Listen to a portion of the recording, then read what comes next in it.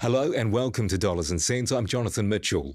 Last month we debated whether our capital city was thriving, surviving or dying. It's definitely not thriving. I wouldn't like to say that it's dying, but there's a lot of work that needs to be done. This month we put the spotlight further north on Auckland. To discuss, Retail New Zealand Chief Executive Carolyn Young, Auckland Councillor Richard Hills and Auckland Business Chamber Chief Executive Simon Bridges. Well, let's start with you, Simon. Is Auckland surviving, thriving or dying? I think it's surviving. It's certainly not dying. I don't think Auckland will ever die, right? It's New Zealand's London, even more so, right? It's a very big footprint in a pretty small country. It's more multicultural. It's the capital of commerce. It's the international gateway. One or two would argue with that, but fundamentally that's all right. But I don't think we could say it's thriving. I do think though the best is yet to come. I think actually we're at a lot of low points at the moment. I mean, the business community, and Carolyn will be able to talk to that, very authoritatively in one sector, has found it incredibly hard as kind of any time before. But I do think there's glimmers of hope there. Our business confidence surveys are showing that people look forward to the year ahead. They can see it getting better. I think, you take the next 5 years, I just have a bit of a thesis that CRL, convention centre, a bunch of actually geopolitical factors, and I could see Auckland going very, very well in the second half of the 2020s. Richard? Yeah, absolutely. I think it's somewhere in between surviving and thriving. It's definitely not dying, but we know that the country is hurting at the moment, and Auckland is definitely feeling that too. So we are seeing things sort of increase still year on year. So pedestrian counts in the city centre, we're seeing good investment coming on board. So I think it's about $5 or $6 billion worth of investment either underway or about to be underway in the city centre. The rest of the city, we're seeing, big numbers of people coming in, another 50,000 in the last year. But, that GDP drop, we're slightly better than the rest of the country, but it's, pretty close. And people are positive about the city when there's positive things going on. The choir games, Pink, World, the FIFA World Cup last year. But it is, people are feeling the pinch. People are definitely, putting their wallets back in their pocket right now. But I think with the OCR coming back and a few other things happening, that people might start feeling that confidence again. Carolyn, you in Wellington? Yeah, look, I can absolutely say that it is a really, really difficult time for retail. And I was talking to a bunch of retailers over the last 3 or 4 days, and they're really struggling. They're saying, it's almost worse than COVID right now. We've gone through some really difficult times. We're not seeing, whilst there might be more people coming into the city from Richard's data around footprint, they're not spending. And we're not seeing the numbers come through. We've had, in our latest Retail Radar survey, members told us that 71% of members hadn't met sales targets for the last quarter, and 42% of retailers have said to us that they're not sure they're going to survive the next 12 months because which is a whopping number, right? 42%. And part of the reason they're saying that is that some said we don't have enough cash to buy forward stock. I was at a gift fair the last couple of days, and it was very quiet compared to previously, and people coming through but not placing orders. People too scared to buy because they don't know if they can sell it, they don't know what they can afford. So from a retail perspective, it's a really difficult time, and the CBD is super challenging. Smith & Co.'s, they'll stay in Auckland but in a reduced capacity. Yeah, so Smith & Co. have done an enormous amount of work, right? So they've got 2 stores, one in Newmarket and one in Queen Street and Upper Queen Street. So Newmarket will close, Queen Street will reduce just to the ground floor, and the team at Smith & Co. is doing a lot of work, and they're talking about the bridge to the future, and they're working out where do they need to be located and what does the store need to look like. So they need to do a real revamp to ensure that they can survive through, in the next decade. And so they've been around for 144 years. It's 145-year anniversary next year. They're really wanting to see how they can be here longer term. Yeah, I think some of what we're seeing with like the likes of Smith & Co., they are saying it's there's a number of reasons why they're struggling. So obviously the economy coming out of COVID, everyone had all this money because they weren't traveling anywhere a couple of years ago, so they were spending a lot more in retail and hospitality, and then it's dipped down now. But I think what we are seeing is that change that maybe should have happened pre-COVID or around COVID is that change to a more service economy, a more move to hospitality. I know that in Takapuna, we're seeing, a brand new massage and yoga studio under a cafe, under a new surf club style bar coming, and a lot more different types of offerings. So right on the main street, so gyms and things like that, as opposed to what we used to have on that road, which was like high-end sheets and duvets and gift stores and things, because those things are sort of becoming more online. So it's more, how do we change? And I think Smith & Colby will find that, how do they create a more experiential or service type offering so people go there for something that they can't get online, they want to share with others and do more in that way. So I think, although it's hard for the whole of the country right now, I think you'll see that kind of change from retail to service more in these main centres. I think the big difficulty, though, Richard, is the piece that you may be missing is the challenge of the Auckland CBD. It is absolutely dire in Queen Street and those surrounding areas. There's a high level of vacancies in Queen Street. There's so many roadworks in there. We still know that there's a lot of issues around crime, loitering, violent and aggressive behaviour in stores, homelessness, people, begging on the streets. So it isn't a environment that people want to come to. And we know that 2 major businesses have closed their Queen Street premises or are closing their Queen Street premises. And we aren't having people, we've still got a lot of people working from home. So in that Queen Street area, which is the prime space in Auckland, like the biggest city in New Zealand, Queen Street is the main area, and we haven't got vibrancy in that area, and we're a long way from it. So it's super challenging. Yes, you want to have an experiential opportunity in terms of what you're looking at when you go into a store, and stores have to continue to be relevant today, but actually the external environment is also critically important. Having, we've had a great number of events in Auckland CBD. You talked about things that we've had in the past. The pipeline of events that are coming through in the future is really low, and the attraction of getting people into Auckland through events from overseas is really important. Having those cruise ship numbers really high is also critically important. So you've got to look at the wider picture, and we have to solve that CBD issue.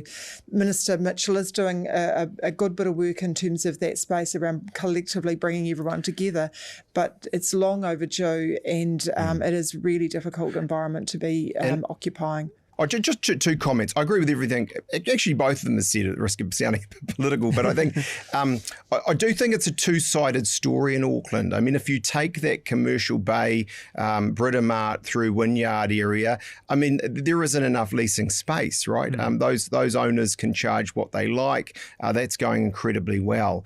But I agree entirely with what Carolyn has said. The other parts of Auckland city centre, the Queen Street parts. Look, there's a lot of issues. I do think some of those at a level, and I don't want to be complacent about it, will over time solve themselves. You've got the Chow Brothers doing a new hotel. You've got some James coming. You've got the CRL, which will revitalise a bit of mid-city and further up at a level.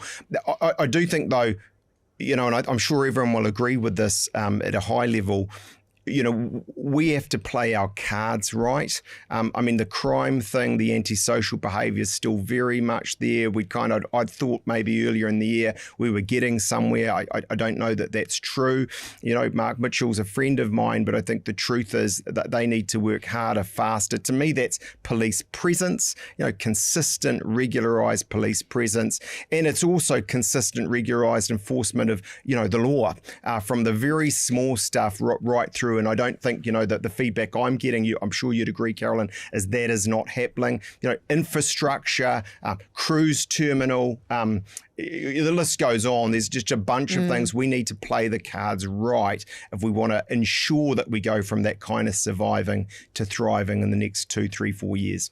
So I think the key thing is that we can't actually just rely on the economy turning around. We know that in economic terms, economies are cyclical, right? That is going to turn around. We do understand what the Reserve Bank Governor has been talking about. We know where he's heading, and so the economy will turn, and it will turn over time, and we do know that the economy will thrive. But actually, certain areas of our major city in New Zealand need a whole lot of infrastructure work, and landlords need to invest more in the buildings. We need, the council to come to the party and ensure that we really understand what the connection is between those beautiful parts of Commercial Bay and Britomart and the rest of Queen Street, and how we drive consumers to be in those areas, and how do we get people back working in the city so that on an ongoing basis we can rely on, New Zealanders to continue to have a thriving space.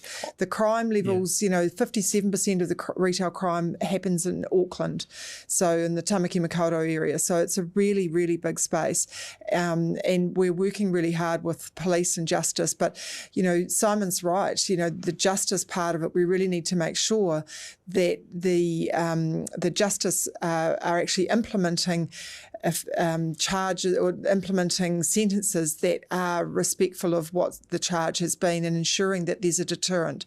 30% of offenders are re-offenders, and they're recidivist offenders in retail, and we really need to get on top of those things. So there's a lot of work to do, and I think from Simon's comment, we do need to have more police. So getting those 500 police officers that the National Party or the coalition government have promised is going to be critical, so that they can roll it out and be sustainable. And Richard, what is the council doing to support businesses? Yeah, absolutely. I think, and it is not just making a cherry picture just to kind of pretend there's no issues. But I guess what we have done over time, and we're seeing the results of that, is the investment the council have made with the private sector in the Wynyard Quarter, in the Commercial Bay, Britomart areas. We're seeing those places flourish. We're seeing office space come. We're seeing commercial space and retail and hospitality. And that is what's happening in Midtown. And unfortunately, you've got those big blots in the landscape, the St. James, the Sky World building. No one wants to buy that because it's a really difficult building around Aotea. But I think it's about 300,000 square metres of commercial space coming on stream in the next few years. And we will see that, there's this water care works, which is replacing 100-year-old pipes. We don't want to end up like other cities who are having those massive issues. So there's going to be issues in the centre there, but you've got the City Rail link opening, and we're trying to line up that kind of infrastructure spend and those upgrades with the commercial sector. But with, we focus a lot on Queen Street, but we are having these issues right across Auckland, and it is, connected to the economy. And of course, we were trying to recover from the recession, from COVID. But I think Carolyn's right around the pipeline of events. We need a bed tax from the government. We've been told a million times, yes, we're keen to do it, but we just need to be enabled.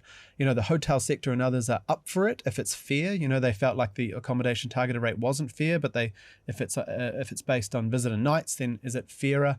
Then we can get those exciting activities happening. We are pumping a lot of money into events and the targeted rate money, and to make sure things are vibrant and exciting in the city centre and other centres. But those things will only come if we're all working together. And I do think, Jono, look, it's not all on council, right? Council's a big part of it.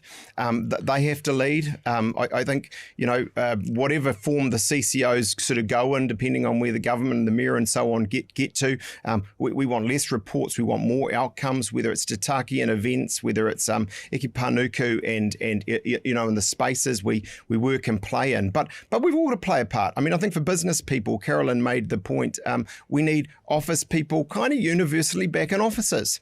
That requires business leaders actually leading and not sort of standing behind the parapet, not getting out there. And I think also central government, right? It's one thing to have restraint, but actually policy settings that mean we have more international students, that we allow certain things to happen, they're really important. And I don't think they can just kind of sit there throwing stones at local government. They are very active. In fact, the most active part of government, with the most wherewithal to get on and make things happen in the city that they won, and thanks to which they're in government because of.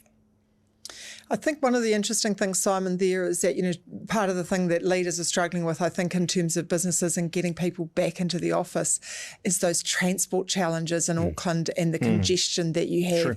If the transport infrastructure is more effective, both in terms of rail, bus and road, then, people, they're going to spend less time in transit and more time effectively at their desk or at home. And so they're the sort of things that hold people people back from wanting to come back into the office in Auckland. That's certainly a consistent theme we're hearing from business owners and leaders where they're trying to get staff back in. There's a lot of resistance because of the time people are spending on the road. If we had a more efficient transport system, then, things wouldn't break down as often. Then we would actually ensure we could get more people into the city. Absolutely. I agree, Richard. Absolutely. I mean, I'm very fortunate. I live on the shore. We've got great bus service. It took me 15 minutes from home to get in today, and I had options every 5 minutes near my house. But that is not everyone's experience in this city, and we do have. But is that a good day? Is that just a good day? No, that's a normal day for me, and that's why I'm always celebrating where we've got it good. But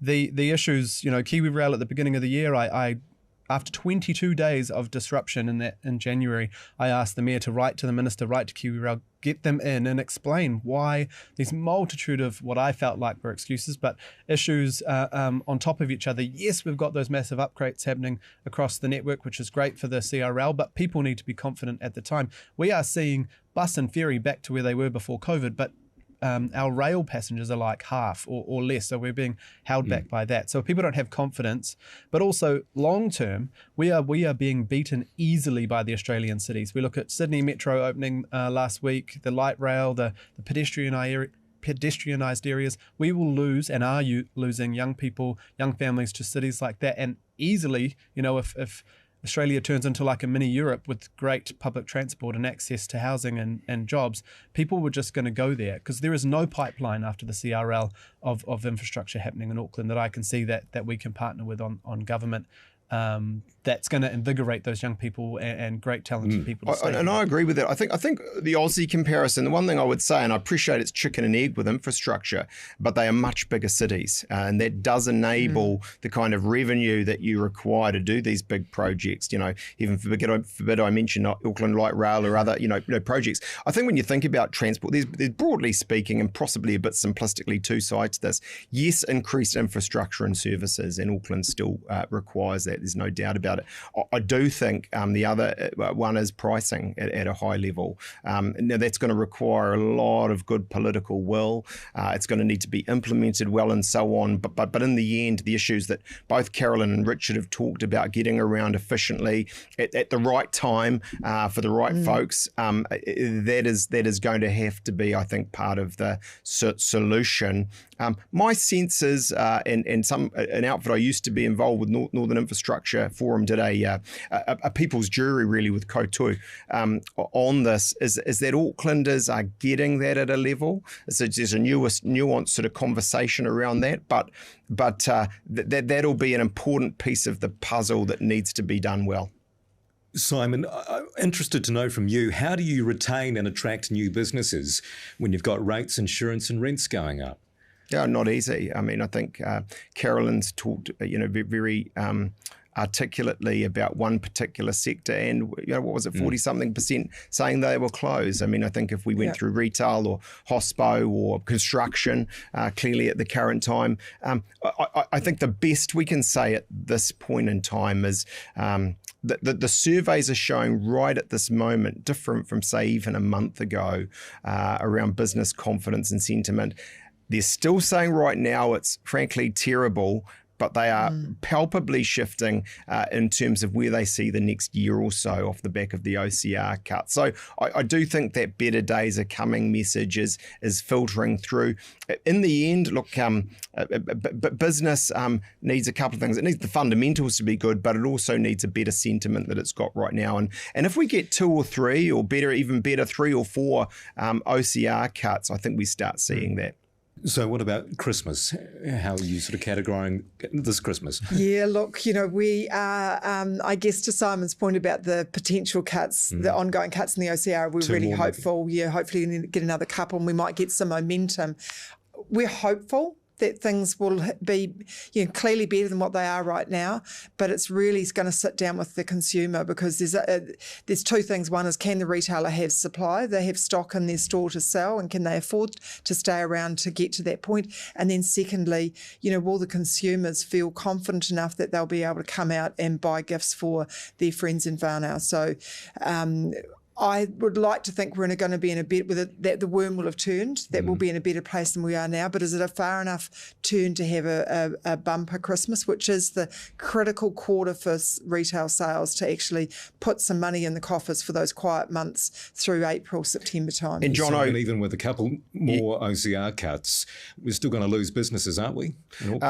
I think that's true. I was going to make the possibly slightly flippant, although to children not that flippant point, Santa will still come. The Auckland Santa Parade, which I have the privilege of chairing, will still be on. And I just want to say thank you to the council for good support of that. The more the better. One of my meetings today is with Viv Beck. I hope she watches this around her organisation and getting some more support out of them. But Santa and the Santa Parade are still happening. So there you go. Richard, final word to you. Yeah, I think, for me, I'm a little bit Pollyanna on a lot of things. I try and spread the goodwill for Christmas and for Tāmaki Makaurau across my social media, because I do worry the more we talk it down. I know we have to focus on the problems. We have to work with the government. We have to work with business, mana whenua, communities on all the problems. But I think we also need to make sure that we don't scare people off. Often people say to me when they've been out in the city centre, or they've go, somewhere out south or out west or to the north, if they haven't been there before, they just love it and go, man, I wish I knew this cool thing was happening in the city centre or the art gallery or whatever. So I think sometimes we need to make sure our audience is clear. If we're speaking to the public, we should be encouraging people, there's exciting things going on. Here's where you park. Here's where the bus stop is. Here's where the event is. For me, it's like the glistening waters of the Waitemata and the bush, walks around us, and how we can get people back to feeling more confident about our city, because it is a great city, but I think often we're too embarrassed to talk about it overseas or to other parts of Auckland, and we kind of let people bag it when there's actually a lot of good things happening. And through this downturn, we have to feel confident in the city, but also focus on those massive challenges. For more content just like this and all the latest business and political news, head over to mbr.co.nz.